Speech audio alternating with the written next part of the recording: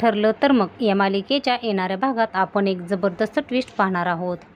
प्रियाने आता महिपतच्या घरी जाऊन दारू प्यायल्यामुळे मोठं अंगावरती ओढून घेतलेलं आहे। त्याचप्रमाणे मधुभाऊ प्रियाला त्या फोटोबद्दल जाब विचारायला जातात। त्याच वेळेला अश्विन मधुभाऊंवरती खूप चिडतो आणि त्यांना नको नको ते बोलतो। त्यामुळे सगळं घर हे त्यांच्या रूममध्ये आलेलं असतं आणि या सगळ्यामुळे आता प्रियाचा मेंदू अगदी हँग झालेला असतो। आणि जेव्हा सायलीच्या फोटोबद्दल सगळेजण विचारतात आणि सगळेजण सायलीच्या फोटोबद्दल ज्यावेळेस विचारतात तेव्हा तिला काही उत्तर देताच येत नाही, कारण या सगळ्या गोष्टी तिच्या कल्पनेच्या बाहेरच असतात। असं अचानक कधी घडू शकेल असं तिला कळत नाही। आणि इथे त्याचमुळे जेव्हा सत्याचा उलगडा हा सर्वांसमोर होतो त्यावेळेला पूर्णा आजी, रविराज हे सगळेजण आता भरपूर चिडलेले असतात। त्यांना प्रियाचा खूप राग येतो। जेव्हा रविराज आणि प्रतिमा हे दोघेजण येतात तेव्हा आता नेमकं पुढे काय घडणार, कशा प्रकारे सायली हीच खरी तन्वी आहे हे सगळं आता सुभेदार कुटुंबासमोर येणार हे आपण आता बघूया। मित्रांनो, आतापर्यंत आपण मालिकेत पाहिलं होतं की प्रिया ही दारू पिऊन आलेली असते। त्यामुळे अर्जुन आणि सायली मधुभाऊ भयंकर चिडलेले असतात। अर्जुन अश्विनला समजवण्याचा प्रयत्न करतो, तरीही अश्विन त्याचं काही ऐकून घेत नाही। उलट तो अर्जुनलाच उलट उत्तर देतो। याचं अर्जुनला खूप वाईट वाटत असतं। तर इथे दुसऱ्या दिवशी अर्जुन व बाकीचे सर्वजण शांत झालेले असतात आणि प्रिया ही नाश्ता करण्यासाठी बसलेली असते। परंतु इथे प्रियाच्या डोक्यामध्ये टेन्शन असतंच की अर्जुनला मी दारू प्यायले हे समजलं तर आता अर्जुन आणि सायली नेमके काय करतील, त्यांना समजेल का की मी महिपतच्याच घरी दारू प्यायला गेले होते, याचं टेन्शन आता प्रियाला आलेलं असतं आणि त्यामुळे ती आता खूपच जास्त टेन्शनमध्ये असते। त्यामुळे आता तिला अश्विन समजावतो की हे बघ प्रिया, तू अजिबात काळजी करू नकोस, सगळं काही अगदी व्यवस्थित होईल, तू अजिबात घाबरू नकोस, काय आहे ना, काही झालं तरी आता या गोष्टींकडे तू इग्नोर करायला शिक। या घरात अर्जुन दादा आणि ती वहिनी हे सगळं तुझ्यावरती टार्गेट करतील, तू त्या गोष्टींकडे प्लीज लक्ष देऊ नकोस, असा अश्विनने आता प्रियाला धीर दिलेला असतो। आणि म्हणूनच तिला बरं वाटत असतं की चला काहीही झालं तरी हा बिनडोक माझी साथ देतोय आणि मला काहीच करायला लागणार नाही। तर इकडे अर्जुन आणि सायली हे दोघेजण त्याच विचारत असतात। सायली सगळ्यांसाठी नाश्ता बनवत असते आणि इथे मधुभाऊंना टेन्शन आलेलं असतं की काय करू, मी सायलीच्या फोटोबद्दल प्रियाला विचारो की नको। आणि मधुभाऊ आता धीर करतात आणि ते आता प्रियाच्या रूममध्ये जातात आणि या सगळ्या गोष्टींचा छडा लावायचाच आहे असं ते ठरवतात। म्हणून आता इथे अर्जुन आणि सायली हे दोघेजण खाली असतानाच मधुभाऊ हे प्रियाच्या रूममध्ये जात असतात। सायली ही सगळ्यांसाठी नाश्ता बनवत असते आणि आता हे सगळं पाहून लांबून सगळं पाहत असतात, परंतु कोणीच काही बोलत नाही, कारण सायलीला हे सगळे अधिकार कल्पनानेच दिलेले असतात, म्हणून कोणीच काही बोलायला तयार नसतं। आता सायली ही नाश्ता बनवत असताना इथे सगळेजण आलेले असतात आणि मग जेव्हा प्रताप तो नाश्ता खातो त्यावेळेला ते थालीपीठाचं कौतुक करतो की खरंच नाश्ता एकदम उत्तम झालेला आहे, छान झाले। त्यावेळेला लगेच कल्पना बघू लागते, कारण ती मुद्दामच सायलीचं कौतुक करत नाही, परंतु आता लगेच प्रतापने कौतुक केल्यामुळे तिला आता वेगळंच वाटलेलं असतं, परंतु ती काहीच बोलत नाही। त्यावेळेला तिलाही ते खूप चांगलं वाटतं, थालीपीठाचं कौतुक केलं गेलेलं असतं। तर सायली ही गुपचूप उभी असते, ती काहीच बोलत नाही, तिच्या तोंडून शब्द फुटत नाहीत, कारण तिला केलेल्या कौतुकाचं खूप बरं वाटत असतं। आता मधुभाऊ हे प्रियाच्या रूममध्ये गेलेले असतात। आता मधुभाऊंना समोर पाहिल्यानंतर अश्विन आणि प्रिया हे दोघेजण आश्चर्याने पाहत राहतात। आता प्रिया विचारते की काय झालं, तुम्ही इथे कशासाठी, असं ती अगदी संशयाने विचारायला लागते आणि खूप घाबरलेली असते। तिला मनातूनच असं वाटत असतं की नक्की हा म्हातारा माझ्याबद्दल काय बोलायला आलाय की काय। त्यावेळेला लगेचच मधुभाऊ सायलीचा फोटो दाखवतात आणि म्हणतात, प्रिया मला जरा सांगतेस का की हा फोटो नक्की कोणाचा आहे। तेव्हा मग लगेचच ती म्हणते की कोणाचा आहे म्हणजे काय, हा फोटो माझा आहे, तन्वीचा फोटो आहे। त्यावेळेला लगेच मधुभाऊ म्हणतात की नाही अगं बाळा, तू काहीतरी चुकतेस. हा फोटो तुझा नाहीच आहे. हा फोटो आहे सायलीचा. सायलीच्या लहानपणीचा फोटो आहे. तेव्हा मात्र प्रिया गडबडते. ती मधुभाऊंवरती चिडायला लागते आणि म्हणते की काय बोलताय तुम्ही? तुमचं तुम्हाला तरी कळतंय का?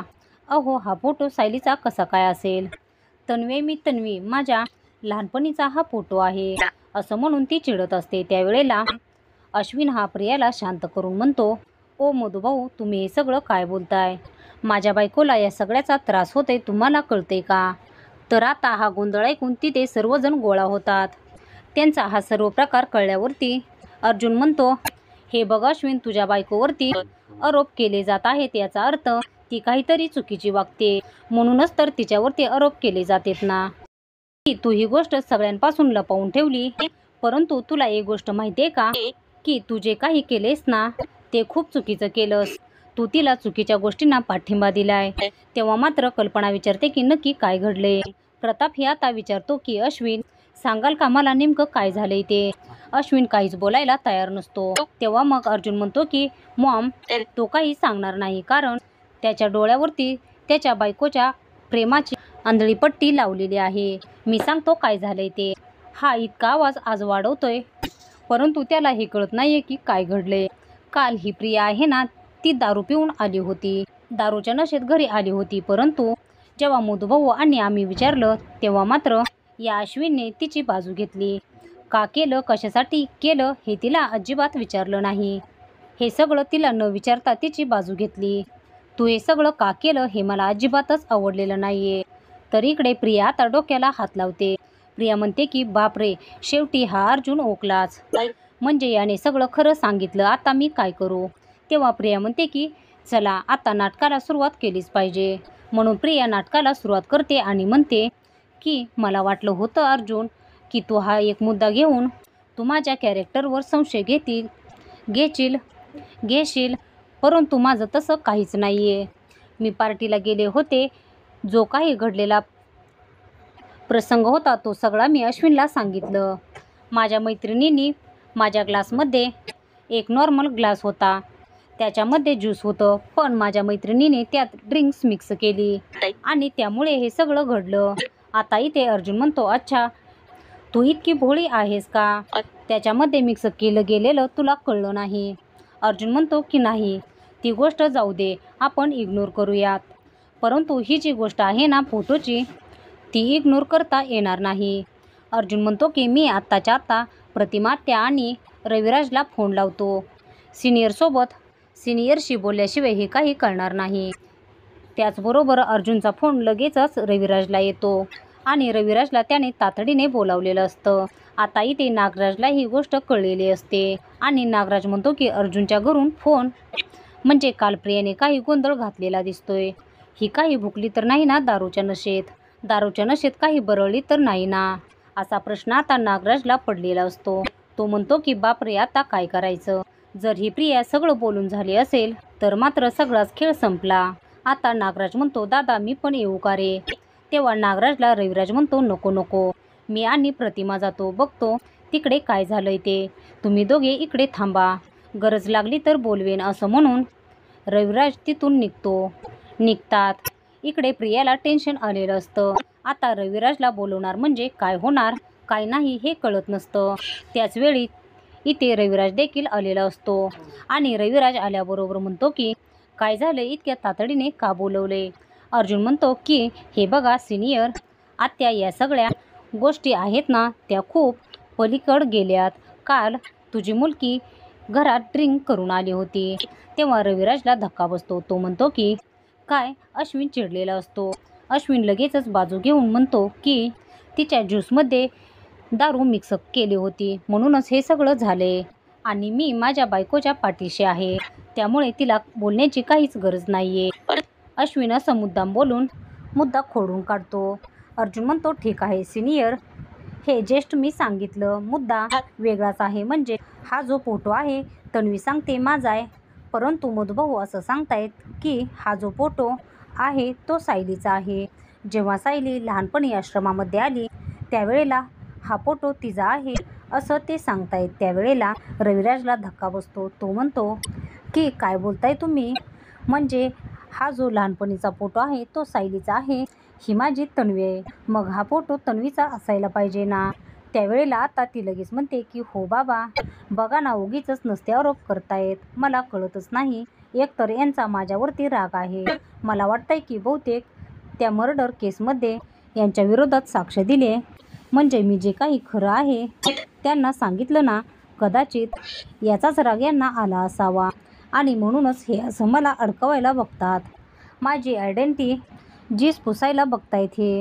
तेव्हा कल्पना म्हणते नक्की हे सगळं काय आहे ना, मला पण नक्की कळत नाही आहे. मग आता इथे लगेचच अर्जुन म्हणतो की मला कळतंय, कारण प्रिया जे हे काही सगळं वागते ना ते आम्हाला कळतंय.